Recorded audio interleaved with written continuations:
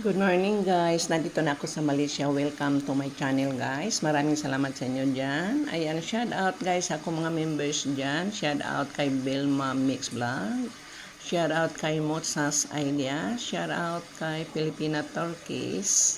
Shout out kay Twin Bisong. Shout out guys kay Ronnie Hansen. Shout out kay Rokno Vlogs from Indonesia. Good morning sa inyo dyan, sa akong pagbabalik guys. Ayan, nag-holiday ako guys, papuntang Pilipinas. Siguro nag 1 month and a half ako doon, is a long holiday. Kasi may mga trabaho ako doon, marami akong ginasikaso sa akong property doon sa Pilipinas.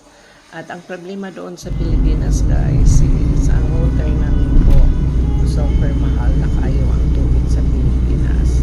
So naisipan ko po nang magpagawa ko ng deep well. Pero grabe ang kamahal sa deep well mga kapatid. Pero gipikit mata ko lang po guys dahil ang mga borders ko doon na nag-iyakan hindi daw sila maka-afford pagbayad sa tubig. So nagsuggest ako sa sarili ko guys nga magpagawa ako ng deep well. Although kamahalan guys ang deep well, pero pinikit ko po ang mata ko. Super sakit sa bangs ang kamahal sa deep well. So indirect story guys, nagpagawa ako ng deep well doon sa Cebu City. Isa lang po kasimana nahimo na po ang deep well. Kalaki-laki, sakit kay sa bangs ang gasto. So far so good. Meron na ako ng sariling tubig para ikonsumo sa akong mga borders doon sa akong apartment. So, may super kaligaya kayo ang mga tao guys dahil may sarili akong tubig. So, ngayon, after that guys, mga retouch na ako sa akong apartment, ginagawa ko lahat. Lahat guys, akala ninyo dyan guys, nag-holiday, nag-bakasyon ako guys para for fun or enjoyment. Wala in town. Nagtrabaho ako doon guys, lahat ko. So, hindi na ako masyado maka-live kay ang ingay pa sa Pilipinas. Ang hilig pa sa mga Pilipina guys mag-karaoke doon. Sus, Diyos ko. If not dili mga karaoke doon guys, ang ingay sa mga bata, ang ingay sa aso, lahat na lang. Sus, Ginoo ko nagsakripisyo na dyan ko. Ang ginasacrifice yun ako guys ang akong pag-holiday. And then, mga isa ka bulan ako doon at kalahati. Parang kulang-kulang lang gamay magduha ka bulan. So, ngayon, nag-uwi ako dito sa Malaysia. Marami ding problema ako dito sa Malaysia, guys. Ang mga borders po na ako dito sa Malaysia, Diyos ko, nakitira man lang sila sa akong bahay. Hindi man lang marunong maglinis. Ang kubita, ang dumi, ang sala nako, ang lahat-lahat na lang guys sa dumi-dumi sa bahay ko. Ganyan ba talaga guys ang magrenta ng mga rooms? Hindi makialam sa bahay, ganyan nilitirahan nila. Pero so far, ginagawa ko din guys. Nagpalinis ako sa bahay. Ayun, ang naman, ginakausap ko naman sila nga mag-share kami guys sa gasto nako sa pagpalinis ng bahay. Dahil sila naman lang dito nakatira at saka wala man ako, so nakishare na ako. So far so good guys, ay umintindi man din ang ako mga borders dito sa Malaysia. So ang problema ko na ako guys, ang kataas sa kuryente, ang kataas sa tubig. Hindi ko lang kung anong ginagawa nila. Hindi naman to sobrang doble po.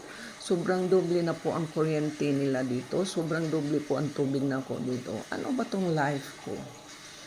Mula sa Pilipinas, marami akong problema. Hanggang pag-uwi ko dito sa Malaysia, problema pa din.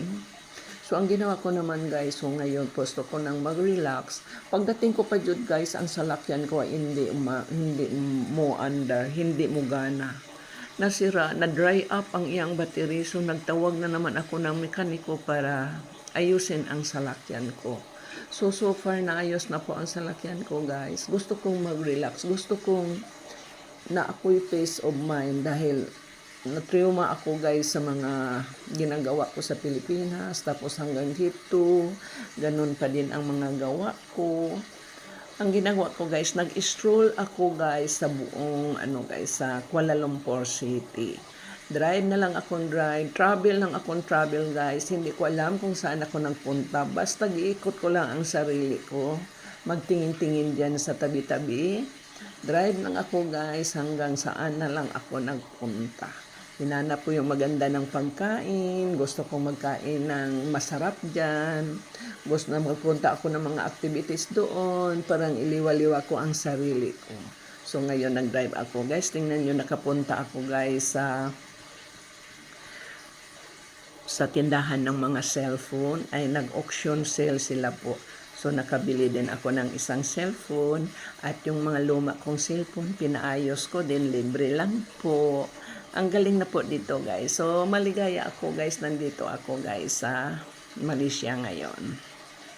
So shout out pala guys sa atong mga members dyan, sa ating mga friends, mga relatives. Shout out dyan sa Mabascog Compound sa Cebu City. Shout out dyan kay Pinoy Life Vlogs. Shout out kay Vilma Travels. Shout out dyan sa ating Muchas Ideas. Shout out kay Jerry Dilawin, ang ating mga